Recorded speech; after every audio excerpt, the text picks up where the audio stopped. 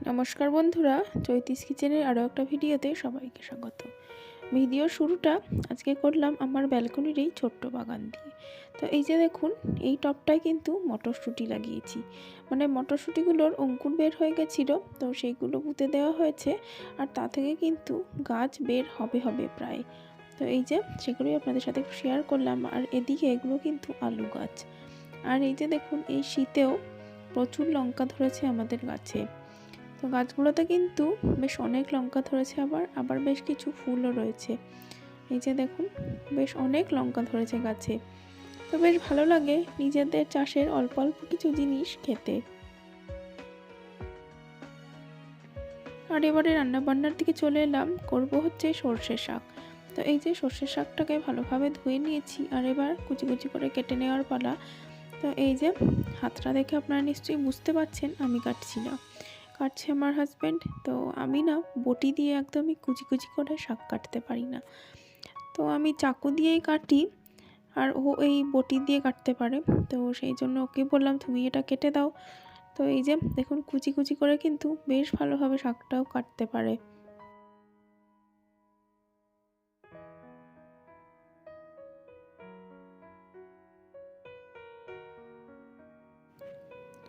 আর এই যে শাক কাটা তো হয়ে গেছে, আর এদিকে গেছিলাম হচ্ছে বাজারে সকালবেলা।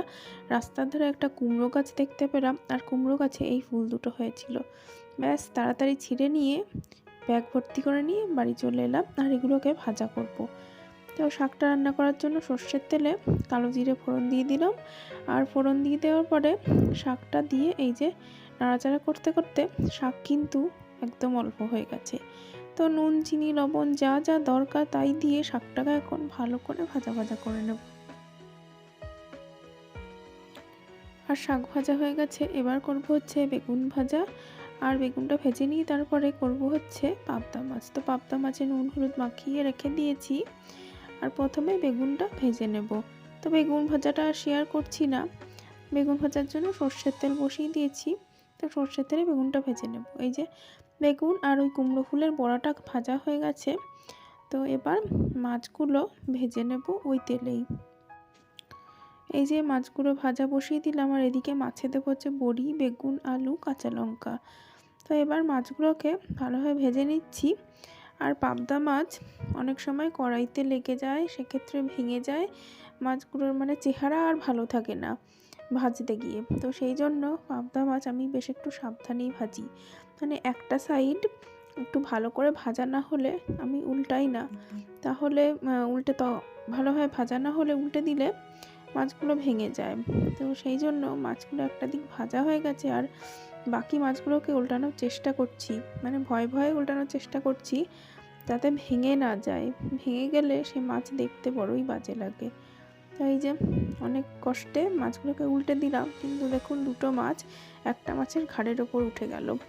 তো দেখা যাক, এগুলোকে পরে ছাড়িয়ে দিচ্ছি।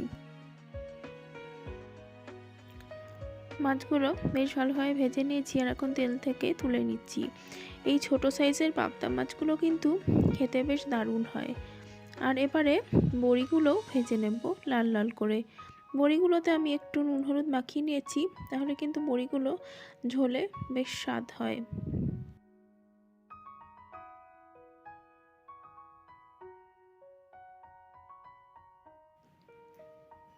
আর বড়িগুলো আমার ভাজা হয়ে গেছে, এবার বড়িগুলোকেও তুলে নিচ্ছি।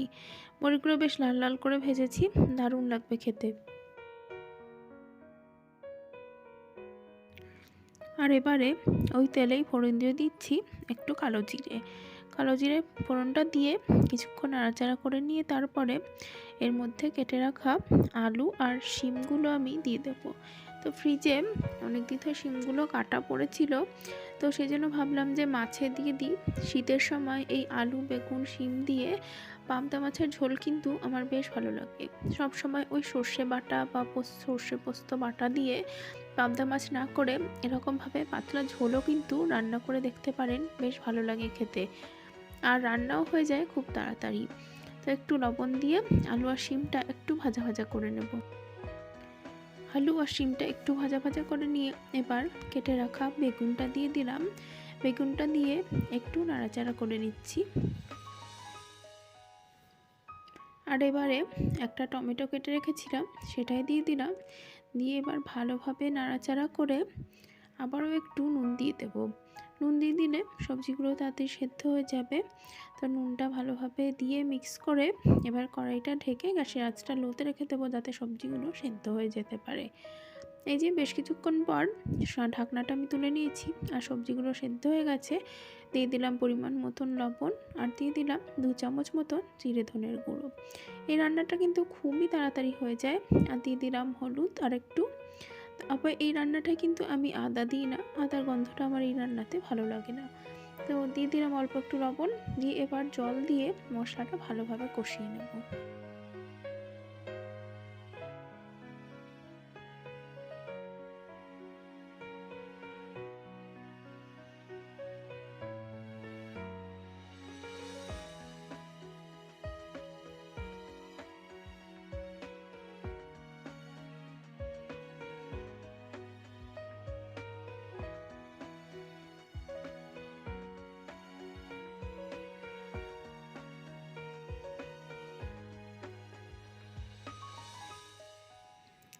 আর এদিকে মশলা কষানো হয়ে গেলে পরে এখন দিয়ে দিচ্ছি পরিমাণ মতন জল। জলটা দিয়ে বেশ ভালোভাবে সমস্ত মশলার সাথে মিক্স করে নেব। আজকের ঝোলটা আমি একটু পাতলাই রাখছি, এরকম পাতলা ঝোলই কিন্তু বেশ ভালো লাগে। ঝোলটা দিয়ে তারপরে ভেজে রাখা বড়ি আর ভেজে রাখা মাছগুলো আমি দিয়ে দেব।